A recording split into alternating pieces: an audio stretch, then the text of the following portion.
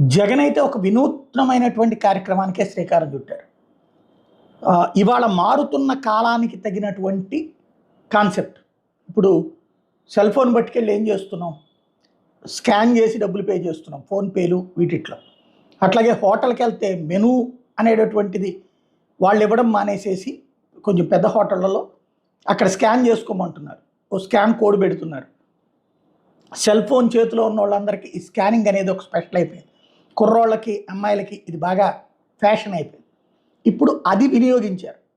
ఒక scan code ఇచ్చేసేసి దాన్ని scan చేస్తే గతంలో తెలుగుదేశం పార్టీ ఏమి హామీలు ఇచ్చింది సూపర్ 6 కింద, అదే సందర్భంలో ఇప్పుడు మీకు మామూలుగా ఆ పథకం ప్రకారం అయితే ఎంత డబ్బులు వస్తాయి, ఎంత నష్టపోయారో తెలుసుకోండి, అలాగే ప్రజల్ని ఎలా మోసం చేస్తున్నారో తెలుసుకోండి. అది సాధ్యం కాదని అప్పుడే నేను చెప్పాను.